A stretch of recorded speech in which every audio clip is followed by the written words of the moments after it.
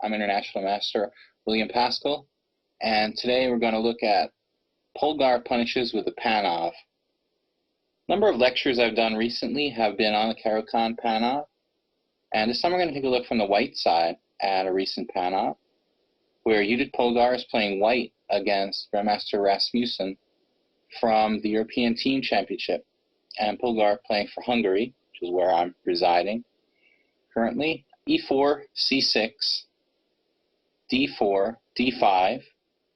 Polgar attacking player, I mean, the Caro is a solid choice.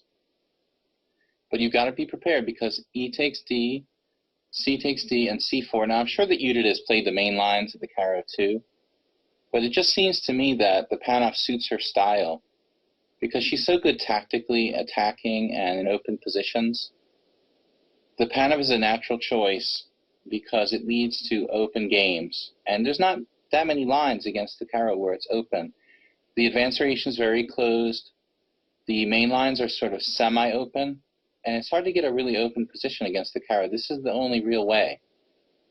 And so anyway, Rasmussen plays knight f6, knight c3, and now e6. Recently I made another lecture where I played the move knight to c6. But e6 is much, much more popular, much more correct and solid. G6 is another option that's kind of risky. Black actually sacks the d5 pawn temporarily. But e6 is the main move. And now, naturally, here white, occasionally might venture something like bishop g5, but that's a very rare move. White needs to get the king side developed, so knight f3. And this is a really key position. Black has two lines here. So bishop e7, this is solid, but bishop b4 is a little more active. This leads to a variation of the Nimzo-Indian, and it can be reached by several different move orders. So anyway, bishop e7 now. White has different moves in this position. You could even play c5, but again, that's not in Judit's style because she really likes open games. So now cd, and this is probably the most common move. Knight takes d5. There's a funny variation here that black can play e takes d. It's not very common, but actually there's nothing drastically wrong with it. Few players will try that, some specialists really. Okay, knight takes d5, and now the main strategy that we see in the Panov is that the isolated pawn on d4 is a double-edged, it's a double-edged thing. It's first of all a potential weakness in the long term, because it can be, attacked by pieces and surrounded and lost. But on the other hand, it kind of acts like a piece. So it's influencing key squares in the center of the board. And in that respect, I think it acts, a little bit like having an extra piece in the center. Bishop d3, this is white's best. Now, knight to c6. And that's not black's only plan, I suppose. Castles is another move. But castles for white, castles for black, and now rook e1. Rook e1 is one of the main lines. I suppose that white could try another move like a3, but the thing is with the move a3, do you really want to play this in this kind of position where it's really costing some time? It does stop the knights from bouncing through b4. So anyway, rook e1 seems more like primary development move. That's black's move. And knight f6, this is one line.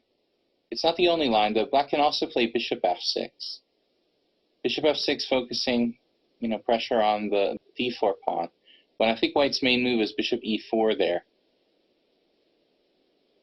White would like to play bishop c2 with the idea of queen d3.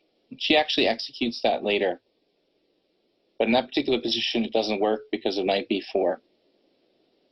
Anyway, so knight f6, this kind of transposes to a position that's probably reached through the move order of the Queen's Gambit accepted, very commonly.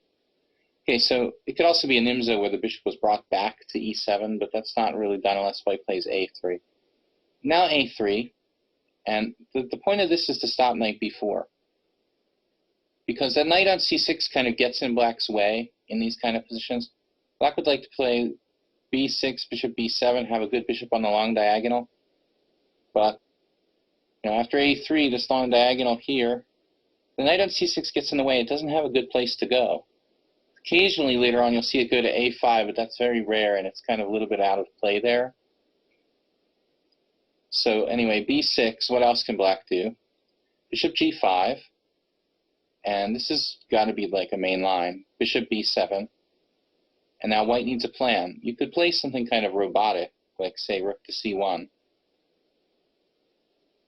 But, it's not really clear anything's happening on the c line, and Polgar wants to attack on the king's side because she has a little bit more space, and that's our natural, attacking zone in this kind of position. One thing I should just mention for the beginners is that after bishop b7, this pawn is poisoned because after knight takes, queen takes, bishop takes h7 check will win the queen on d4 at the end. So the pawn is actually protected. Anyway, so bishop c2. This is a very standard position. White plays queen d3, and the rook will come to d1, where both rooks are in the center. It looks like the best natural squares for the white rooks. And this queen maneuver will force a weakening in the black king side. So here black, I suppose, has a couple of choices, but rook c8 seems really pretty normal. I guess you could play like knight a5. I've seen this kind of thing occasionally. Doesn't really look right in this particular position. Okay, so rook c8 and then queen d3, and this again, another position that just occurred to me. This actually is also like a c3 Sicilian.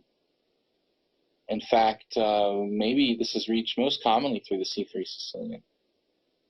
Anyway, g6 now, pretty much forced because the threat on h7 and the capture on f6 is going to undermine the protection of h7.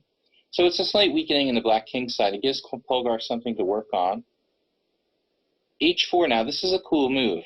I think in these positions, I've never really remembered white playing it directly like that, but I like this move. It stabilizes the bishop on g5, and so, she's ready to recapture, sometimes with a pawn on g5 to keep the kind of clamp on the black dark squares.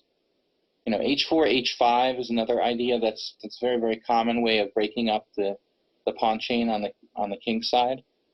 So I like h4 a lot. And black is looking for simplification, but he plays first rook c7. This looks passive, but black doesn't have any active moves in this position.